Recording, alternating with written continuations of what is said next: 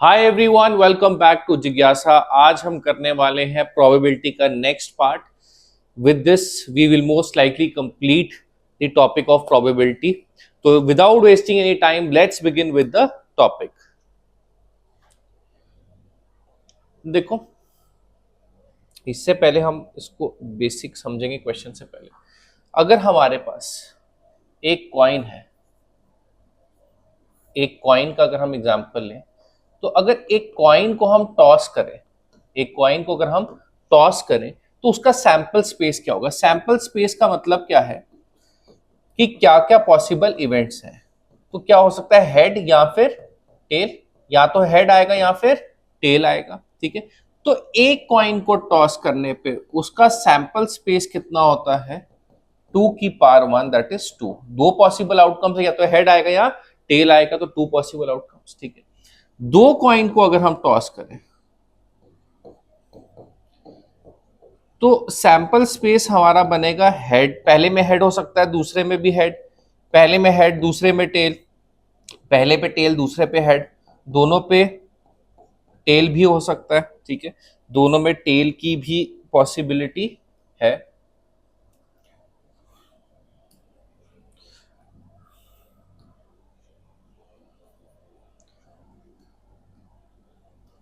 तो ये क्या आएगा, टेल टेल। चार पॉसिबल आउटकम्स है, तो इसका सैंपल स्पेस क्या हो गया, 2 की पावर 2, दैट इज 4। और अगर हम तीन कॉइन को लेके चले तो उस केस में सैंपल स्पेस बनता है 2 की power 3, that is equal to 8। वैसे अगर फोर कॉइन्स को अगर हम टॉस करेंगे तो सैंपल स्पेस होगा 2 की पावर 4, दैट इज 16। पांच को करेंगे 2 की पावर 5, दैट इज 32। ठीक है, अब देखो नेक्स्ट सैंपल स्पेस। यहां अब इसका सैंपल स्पेस लिखते हैं, head head head, head head tail, head tail head, tail head head, tail tail tail, tail tail head, tail head tail और हेड टेल टेल। तो कितने पॉसिबल आउटकम्स हैं, total 8 possible outcomes हैं। तो ये case हो गया हमारा किसका, कॉइन्स का। ठीक है, तो इसी पे बेस्ड कुछ क्वेश्चंस भी रहेंगे जिसको हम सॉल्व करेंगे। देखो, if 7 coins are tossed together then the total number of outcomes, मतलब उसका सैंपल स्पेस क्या होगा। अभी हमने पढ़ा, अगर एक कॉइन है तो 2 की पावर 1, दो कॉइन है तो 2 की पावर 2, चार है तो 2 की पावर 4, तो वैसे ही 7 है तो 2 की पावर 7, दैट इज कितना, 128। ठीक है, दैट विल बी कितना, 128 will be the answer, that is option C is the answer. I hope ये क्लियर है। नेक्स्ट देखते हैं। अच्छा, if a coin is tossed, the probability of getting a head or tails, or means plus, और means क्या, plus. ठीक है, heads और टेल्स करना है तो और मीन्स क्या, प्लस। अब देखो, हेड्स और टेल्स, या तो देखो एक ही टॉइन कॉइन को जब हम टॉस करें तो सैंपल स्पेस क्या बनता है, हेड या फिर टेल। तो या तो हेड आएगा या फिर टेल आएगा। तो हेड की प्रोबेबिलिटी क्या हो जाएगी, 1/2। ठीक है, और टेल की प्रोबेबिलिटी क्या हो जाएगी, 1/2। तो हेड और टेल दोनों की कंबाइन, और means plus, 1/2 plus 1/2, that is 1, which is option C is the answer. तो ये ध्यान रखना, ऐसे क्वेश्चन में 1/2 मत मार्क करके आना, और मींस प्लस, यूनियन करेंगे दोनों केसेस का। ठीक है, नेक्स्ट देखते हैं। If two coins are tossed, what is the probability of getting a doublet. Doublet यानी कि मतलब क्या है कि दोनों पे सेम चीज है। तो या तो क्या हो सकता है, दोनों पे हेड आए या तो दोनों पे टेल आए। तो इसका सैंपल स्पेस अगर हम देखें वो कैसा बनता है, head head, head tail, tail head, tail tail, इस तरह से सैंपल स्पेस बनता है। ठीक है, तो probability of getting a doublet, doublet की प्रोबेबिलिटी क्या होगी, देखो मेरे पास फेवरेबल आउटकम्स कितने हैं, 1 और 2, upon total number of outcomes कितने हैं, 4। तो that is 1/2, which is option A is the answer. So again an easy question. देखो next, when two coins are tossed, what is the probability of getting more heads than tails, ठीक है। Okay, when two coins are tossed what is the probability of getting two more heads and tails. तो sample space क्या होगा, देखो, head head, head tail, tail head, tail tail. More heads एक ही जगह आ रहा है यहाँ पे, दैट इज प्रोबेबिलिटी क्या होगी, 1/4 will be the answer. I hope ये क्लियर है, ठीक है। When two coins are tossed probability of getting more heads and tails, ठीक है, क्या आएगा हमारा 1/4। एक ही ऐसा केस है, बाकी में हेड टेल या तो बराबर है या टेल ज्यादा है, that is option D is the answer. तो again an easy question. Next, three unbiased coins are tossed together, the probability of getting at least one tail, ठीक है, probability of getting at least one tail। अब देखते हैं three coins का sample space क्या बनेगा, head head head, head head tail, head tail head, tail head tell, ठीक है, टेल हेड हेड, ठीक है। ये हो गया हमारे चार, head head head tail head tail head, tail head head, then tail tail tail, tail tail head, tail head tail, और हेड टेल टेल। ये क्या है, हेड, ये हमारा क्या था, H H H H H H T H T H T H H, ठीक है। तो ये हमारे कितने 8 पॉसिबल आउटकम्स हो गए, ठीक है। एटलीस्ट वन टेल, कम से कम एक टेल चाहिए, तो देखते हैं हाँ ये नहीं होगा, ठीक है, ये चल जाएगा, ये भी चलेगा, ये भी चलेगा, कम से कम एक, ये भी चलेगा, ये भी चलेगा, ये भी चलेगा, और ये भी चलेगा। तो प्रोबेबिलिटी कितने, 7 फेवरेबल आउटकम्स है हमारे पास आउट ऑफ टोटल 8। कम से कम एक टेल चाहिए, तो एक ही केस एलिमिनेट होगा जहां पे तीनों के तीनों क्या है, हेड है। तो आई होप ये क्लियर है। When three coins are tossed, what is the probability of getting at most? अब यहां ध्यान रखना क्या लिखा है, एट मोस्ट। एट मोस्ट का मतलब क्या होता है, ज्यादा से ज्यादा। एट मोस्ट क्या हो गया, ज्यादा से ज्यादा 2 हेड्स, ठीक है। अब देखो इसका आप सैंपल स्पेस देखें तो head head head, head tail head, head head tail, tail head head, tail tail tail, tail tail head, tail head tail, और हेड टेल टेल, ठीक है। तो कितने फेवरेबल, अब देखो एट मोस्ट ज्यादा से ज्यादा 2 हेड, मतलब कि 3 हेड नहीं आ सकते, 2 आ सकते हैं, ठीक है। तो एक ये वाला केस तो फेवरेबल नहीं है।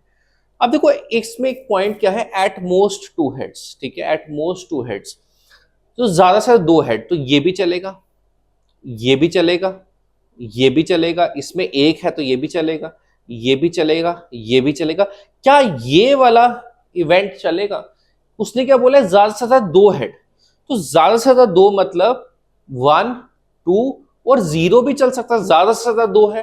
तो लोअर लेवल पे तो कोई कैप है ही नहीं, हायर लेवल पे ही कैप है कि ज्यादा से ज्यादा 2 होने चाहिए।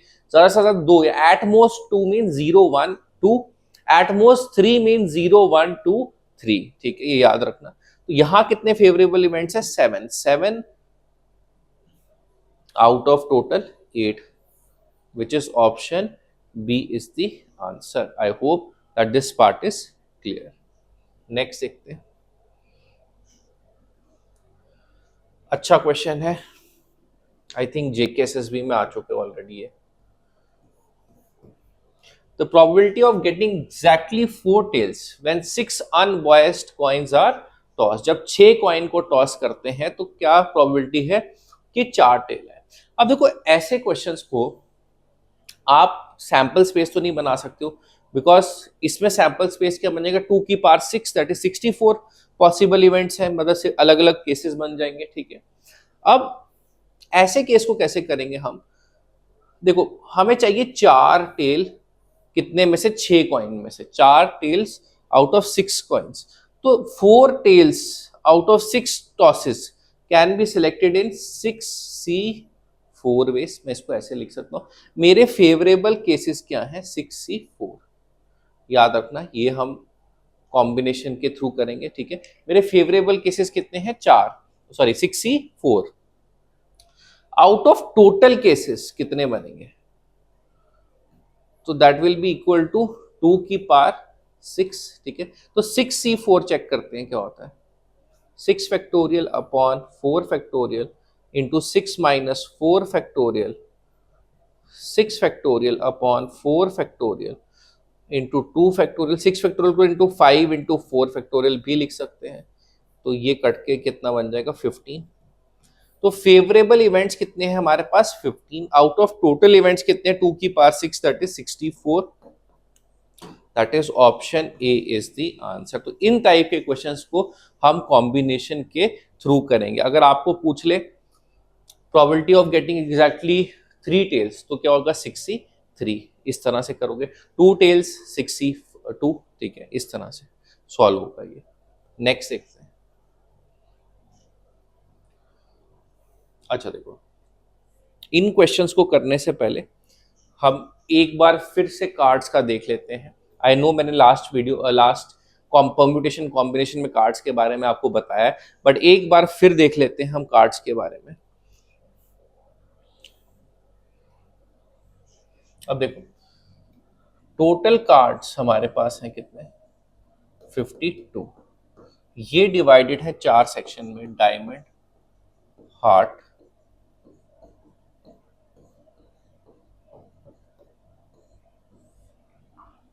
स्पेड। इससे पहले इनको कलर्स में भी डिस्टिंग्विश कर लेते हैं।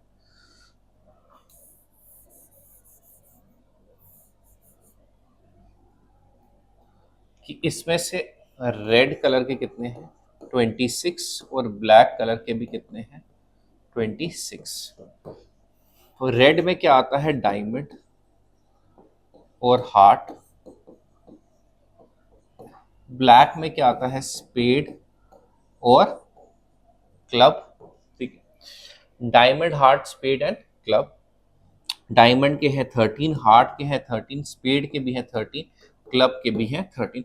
हर सूट में, जैसे डायमंड में हमारे पास नंबर्ड कार्ड्स कितने हैं?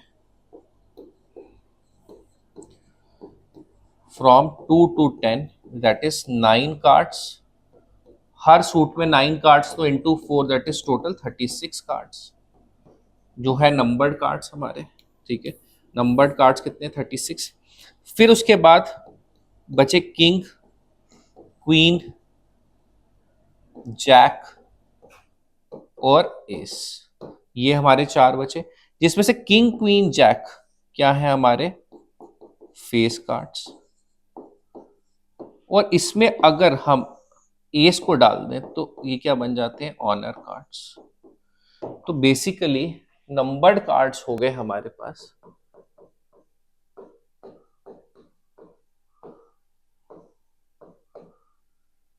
36। फेस कार्ड्स हैं हमारे पास टोटल, देखो 1 2 3, हर सूट में तो 4 सूट्स हैं, तो 12। और ऑनर कार्ड्स कितने हैं? That is 16। ऑनर कार्ड्स कितने होंगे? एस को मिलाते तो टोटल कितने हो जाएंगे हमारे पास honour cards? That will be total कितना हो जाएगा हमारा? 16 हो जाएगा। तो आई होप ये क्लियर है। इसी पे बेस्ड हम करेंगे कुछ क्वेश्चंस, देखते हैं। अच्छा, पहले ये करेंगे।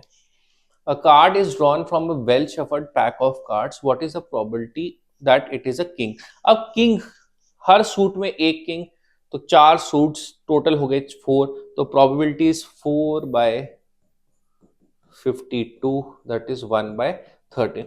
ध्यान रखना, इसको पेपर में आपको ऐसे भी मिल सकता है, और 4C1 upon 13, sorry 52C1, 4C1 upon क्या आ सकता है हमारा? 52C1, ठीक है। ब्लैक कार्ड की प्रोबेबिलिटी क्या होगी? देखो, टोटल ब्लैक कार्ड्स है हमारे पास 26 अपॉन 52, दैट इज 1/2। और मैं इसको ऐसे लिख सकता हूं, 26C1/52C1, इस तरह से भी आपको पेपर में आंसर मिल सकता है। Similarly numbered cards that is कितने 36/52 दैट इज 9/13, ये क्या है 9/13, और 36C1/52C1, ठीक है, ऐसे भी लिख सकते हैं। डायमंड की कितने हैं टोटल 13/52 दैट इज 1/4, और 13C1/52C1 भी लिख सकते हैं। ऑनर, ऑनर हमारे पास कितने थे टोटल 16 थे। ब्लैक ऑनर आधे रेड हैं आधे ब्लैक हैं, तो ब्लैक ऑनर क्या हो जाएगा 8/52 विच इज 2/13, या फिर इसको ऐसे भी लिख सकते हैं, और 8C1/52C1 करके भी हम इसको लिख सकते हैं। तो कुछ बेसिक टाइप के क्वेश्चंस जो पता होने चाहिए आपको, ठीक है। अब आगे बढ़ते हैं बाकी क्वेश्चंस पे। अब देखो next, 3 balls are drawn at random from an urn containing 5 yellow, 4 white and 3 blue balls। तो येलो कितनी है 5, वाइट कितनी है 4, और ब्लू कितनी है 3, ठीक है। तो probability that the 3 balls are of different colours, तीनों बॉल्स क्या है डिफरेंट कलर्स की, मतलब तीनों हर अलग अलग कलर की, एक येलो की, एक व्हाइट की और एक ब्लू की। अब देखो इन क्वेश्चंस को कैसे करेंगे। एक येलो 5 येलो में से सिलेक्ट हो सकती है 5C1 वेस में। अभी हमें 3 करनी है एक ही हुए, and 1 white can be selected in 4C1 वेस, and 1 blue can be selected in 3C1 वेस, अपॉन टोटल कितने पॉसिबल इवेंट्स है, मतलब क्या है टोटल पॉसिबल आउटकम्स कितने हैं, दैट इज 5 + 4 + 3, टोटल कितना है इसका 12, तो 12C3। तो ये बनेगा 5C1 पता है आपको 5 ही होता है, 4C1 4 होता है, 3C1 3 होता है, तो NC1 is always equal to n, ठीक है, अपॉन 12C3।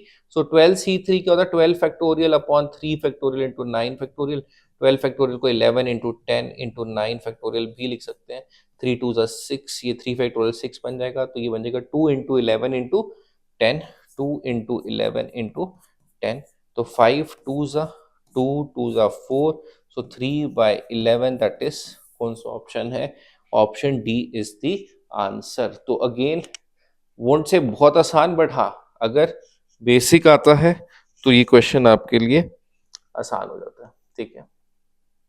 नेक्स्ट देखते हैं, 3 balls are drawn at random from an urn containing 5 yellow, 4 white, 3 blue balls, same question, probability that the 3 balls are of the same color। अब तीन पहले क्या करता था, तीनों बॉल्स अलग अलग कलर की, तो मतलब एक रेड होनी थी, एक व्हाइट हो सॉरी एक येलो होनी थी, एक व्हाइट होनी थी और एक ब्लू होनी थी। अब इस केस में क्या होगा कि तीनों बॉल सेम कलर की होंगी, या तो तीनों बॉल्स येलो होंगी दैट इज 5C3, या फिर व्हाइट होंगी, या मींस और मींस प्लस। देखो जब भी हम अलग अलग केसेस की बात करें तो हम इनको क्या करेंगे ऐड करेंगे 4C3, या फिर वो तीनों बॉल्स ब्लू से होंगी दैट इज 3C3, हाँ that is 3C3 upon 12C3। तो 5C3 की वैल्यू क्या होती है देखो, 4C3 is equal to 4, 3C3 is equal to 1। तीन में से तीन चीजें सिलेक्ट करनी है एक ही तरीके, चार में से तीन सिलेक्ट करने के चार तरीके होते हैं हमेशा। 5C3 is 5 factorial upon 2 factorial 3 factorial, तो दैट इज कितने 10 वेज, यहां हो जाएंगे कितने 10 वेज। 12C3 अभी हमने निकाला था क्या था 2 into 11 into 10, that is 15 upon 2 into 11 into 10, 5 3s are 5, 2s are, so 3/44 which is option C is the answer। कि तीनों बॉल्स क्या है अलग अलग करके, जब सेम थी तो हमने मल्टीप्लाई इसलिए किया था क्योंकि वो एक प्रोसेस अभी चल रहा था, तीन बॉल्स निकालनी थी, तीनों बॉल्स को निकालना था, तो अभी वो प्रोसेस चल रहा था। यहाँ प्लस क्यों कर रहे हैं, यहाँ पे भी तीन निकल गई, यहाँ पे भी तीन निकल गई और यहाँ पे भी तीन निकल गई, that is option C is the answer. Next देखते हैं question,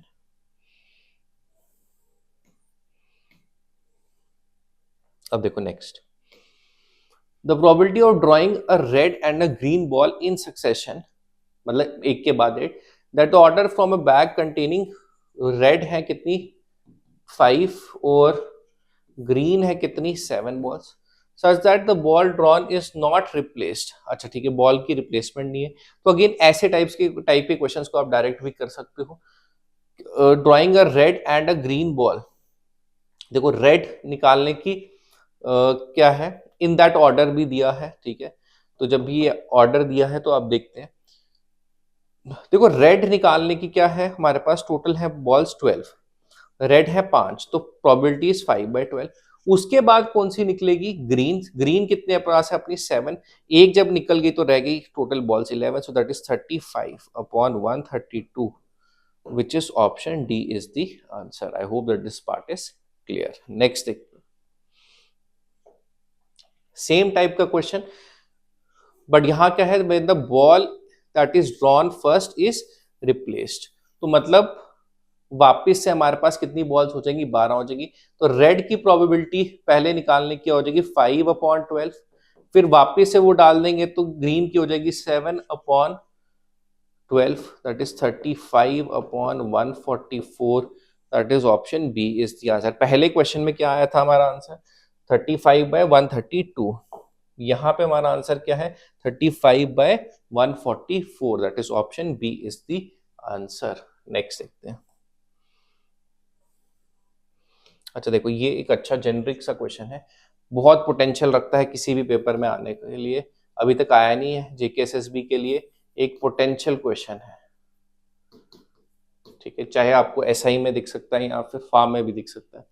a number is chosen at random from the first 100 natural numbers, what is the probability that it is a prime number. तो 100 तक एक नंबर चूज किया है randomly, क्या probability है कि वो प्राइम नंबर होगा। अब देखो प्राइम नंबर 100 तक कितने होते हैं टोटल, हमारे पास 25, तो probability that a number chosen is prime is 25/100 which is equal to 1/4, that is option C. तो ये आपको याद रखना पड़ेगा कि 100 तक कितने प्राइम नंबर्स हैं हमारे पास 25, 1 से 50 तक हमारे पास है total 15 prime numbers,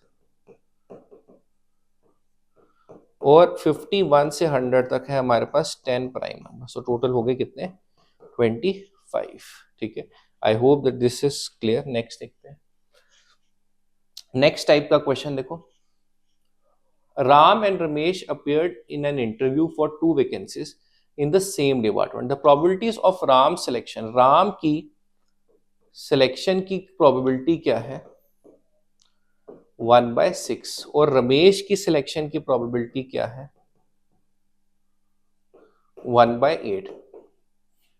What is the probability that only one of them will be selected, क्या प्रोबेबिलिटी है कि सिर्फ एक ही सिलेक्ट होगा।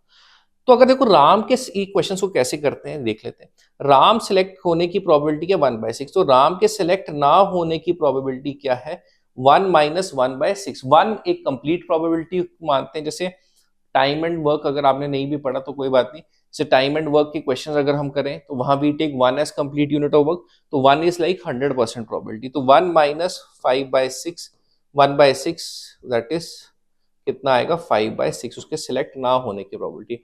वैसे ही रमेश के सिलेक्ट ना होने की प्रोबेबिलिटी क्या होगी 1 - 1/8, दैट इज 7/8। अब हमें क्या दिया, सिर्फ एक ही सिलेक्ट हो, कि सिर्फ एक ही सिलेक्ट होगा, तो वो कैसे करेंगे देखो, अगर राम सिलेक्ट होता है तो प्रोबेबिलिटी है 1/6, when Ram is selected and Ramesh is not selected, तब रमेश सिलेक्ट नहीं होगा। तो मैं कैसे कह रहा हूं, Ram is selected and Ramesh is not selected, and means what, multiply, either this or means plus, Ramesh is selected, that is 1/8, and Ram is not selected, that is 5/6, so this becomes 7/48 plus 5/48, 12/48, that is कितना 1/4, that is option कौन सा, option B is the answer। I hope that this part is also clear। देखो इसमें एक और question देखते हैं।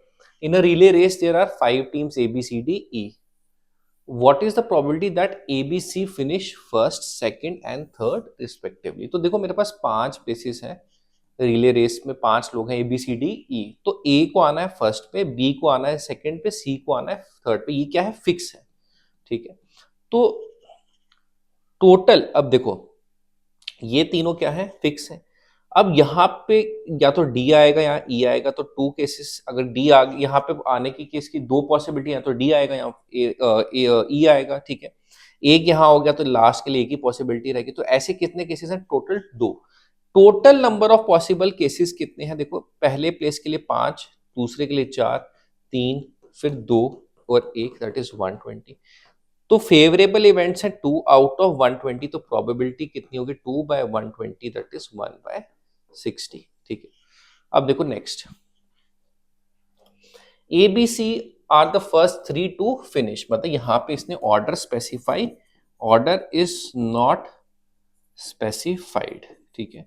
जब ऑर्डर स्पेसिफाइड नहीं है तो पहले प्लेस के लिए मेरे पास ऑप्शन है यहाँ ए बी सी में से 3 ऑप्शन, दूसरे के लिए 2, लास्ट के लिए 1, या ए बी सी में से जो भी बचेगा। इस प्लेस के लिए फिर 2 ऑप्शन और इसके लिए 1। तो टोटल पॉसिबल केसेस हैं favourable 3 into 2 6 into 2 that is 12। 12 favourable cases है आउट ऑफ टोटल कितने? 120 हमने किया था, दैट इज 1 बाय 10। तो सेकंड का आंसर क्या होगा? इसका आंसर होगा 1 बाय 10 और इसका आंसर हमने क्या निकाला था? 1 by 60 is the answer to this question. I hope ये क्लियर है, ठीक है। नेक्स्ट देखते हैं। अगेन ये क्वेश्चन था एनसीईआरटी का, ठीक है, तो अच्छा क्वेश्चन था तो इसलिए हमने कर लिया इस क्वेश्चन को। देखो, on her vacations Veena visits 4 cities A B C D in a random order. What is the probability that she visits A before B? ठीक है, 4 cities जाती है तो total number of possible ways क्या है? 4 फैक्टोरियल। कितने वेज में घूम सकती? 24 वेज में से, ठीक है। अब देखो ऐसे टाइप के क्वेश्चंस में, ये भी एनसीईआरटी की एग्जांपल में से था, ठीक है, तो एक पॉसिबल क्वेश्चन हो सकता है पेपर में आपके लिए जेकेएसएसबी के। ए बिफोर बी, तो जब भी ए बिफोर बी होगा, ठीक है, तो हमने हर बार बना के केसेस नहीं चेक करने। हमने क्या करना है कि ऐसा अगर कभी भी दिया हो ए बिफोर बी या कभी दे दिया हो ए बिफोर सी, तो आधे केसेस ऐसे होते हैं, आधे केसेस ऐसे होते हैं जहां ए बिफोर बी होगा। हमेशा ऐसा होगा, हमेशा ही ऐसा होगा कि आधे ऐसे केसेस होंगे जहां ए बी से पहले होगा। तो हम क्या कर देंगे इसमें टोटल, अब देखो टोटल कितने हैं? 24, ठीक है। उसमें से आधे केसेस में A will be before B, that is 12 by 24, 1 by 2 will be the answer. वैसे भी ऐसे टाइप के क्वेश्चंस में आंसर हमेशा होता है 1 अपॉन के फैक्टोरियल। क्या होता है? 1 अपॉन के फैक्टोरियल। अगर दो ए बिफोर बी है तो 2 लोग हैं तो 1 अपॉन 2 फैक्टोरियल होगा। अब जैसे यहाँ पे A before B and B before C, ऐसे केसेस में हमेशा आंसर क्या होता है? 1 upon 3 factorial, that is 1 upon 3 into 2, that is 1 by 6 will be the answer, ठीक है। यहाँ आंसर है 1 बाय 2, यहाँ आंसर क्या है हमारा? 1 बाय 6, ठीक है। तो इस तरह से करोगे। अगर हो ए बिफोर बी, बी बिफोर सी, सी बिफोर डी, तो 4 हो गए, 1 अपॉन 4 फैक्टोरियल आपका आंसर आएगा, ठीक है। A first and B last, A first and B last, तो ए फर्स्ट है, फिक्स कर दिया, और क्या है? बी को है हमने लास्ट। तो यहाँ पे कितनी पॉसिबिलिटीज हैं? 2, और यहाँ पे कितनी है? 1। तो ओनली 2 पॉसिबिलिटीज आती है। तो 2 आउट ऑफ टोटल कितने हैं? 24, दैट इज कितना? 1 by 12, that is option C is, sorry option C, question number C का आंसर क्या है? That is 1 by 12। A is either first or second, ठीक है। ए अगर फर्स्ट पे है तो रिमेनिंग 3 जो बच के can be done in 3 factorial ways, that is 6 ways. Similarly अगर वो सेकंड पे भी आ जाए तब भी क्या होगा? 3 फैक्टोरियल, 6 वेज, टोटल हो गए कितने? 12 ways. 12 ways out of total कितना? 24, दैट इज कितना? 1 बाय 2 इज द आंसर। इसका answer A is either first or second, ठीक है। देखो लास्ट पार्ट क्या है? A just before B. A just before B हमने ऐसे पढ़ा है कि ए और बी को इस केस में क्या ले लेंगे? एक यूनिट ले लेते हैं और सी और डी को अलग ले लेते हैं। अब देखो ये 3 ग्रुप्स आपस में can be arrange in 3 factorial veg, और ये आपस में ए और बी 2 फैक्टोरियल वेज में हो सकते हैं, बट ए को आना है बी से पहले, तो ये 3 फैक्टोरियल ही रहेगा, दैट इज कितना? 6। तो 6 अपॉन हमारा क्या बनेगा? 24, which is कितना 1/4, that will be the answer to question number E. का आंसर क्या होगा 1/4. I hope that this part is also clear.